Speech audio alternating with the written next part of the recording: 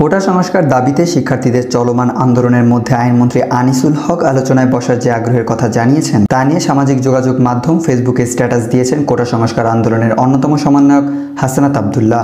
তিনি ফেসবুকে লিখেছেন, রক্ত মারিয়ে সংলাপ নয়। বৃহস্পতিবার 18 জুলাই বিকেলে আইনমন্ত্রীর কথা বলার পরপরই তিনি এই প্রতিক্রিয়া জানান। তার স্ট্যাটাসটির পর হাজারো মানুষ শেয়ার, কমেন্ট ও রিয়্যাক্ট করেছেন। এর আগে বৃহস্পতিবার 18 জুলাই দুপুরে এক সংবাদ সম্মেলনে আইনমন্ত্রী জানান, কোটা সংস্কার নিয়ে আন্দোলনকারীদের সঙ্গে আলোচনায় বসতে সরকার রাজি আছে। তিনি বলেন, আন্দোলনরত শিক্ষার্থীরা জানিয়েছে তারা আন্দোলনের পাশাপাশি আলোচনার জন্য প্রস্তুত।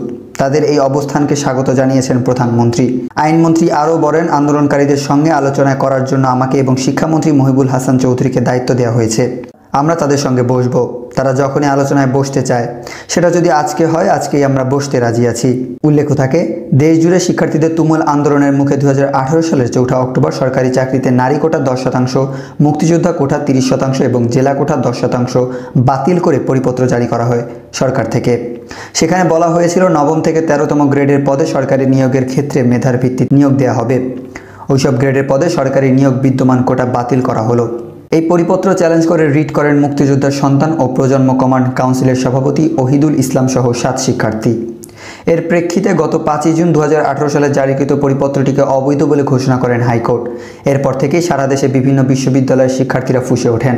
কোটা পুনর্বহালের প্রতিবাদে নানা স্থানে বিক্ষোভ করেন কোটা বিরোধীরা। ঢাবি ছাড়াও বিক্ষোভ হয় জাবি, জবি, রাবি, 7 কলেজ সহ দেশের স্বনামধন্য বিভিন্ন কলেজে।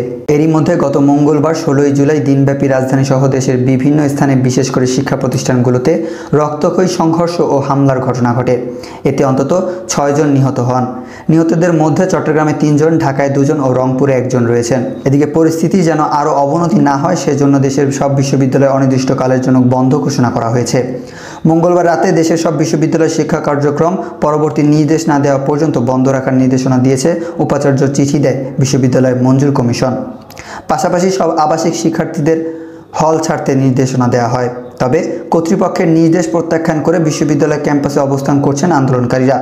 এ নিয়ে বুধবার 17 জুলাই দুপুরের পর থেকেই বিভিন্ন ক্যাম্পাসে পুলিশের সঙ্গে সংঘর্ষে জড়িয়েছেন তারা। এতে বিভিন্ন ক্যাম্পাসে অনেকেই আহত হয়েছেন। এমন পরিস্থিতিতে বৃহস্পতিবার 18 জুলাই সারা দেশে সম্পূর্ণ শাটডাউন পালন করার ঘোষণা দেন বৈষম্য বিরোধী ছাত্র আন্দোলন এর সমন্বয়ক আসিফ মাহমুদ। এই কর্মসূচি বৃহস্পতিবার সকাল থেকেই দেশের বিভিন্ন স্থানে সংঘর্ষের খবর পাওয়া যায়। গণমাধ্যমের খবর অনুযায়ী বৃহস্পতিবার দুপুর পর্যন্ত এসব সংঘর্ষে ঢাকায় 4 জন নিহত হয়েছে বলে জানা যায়।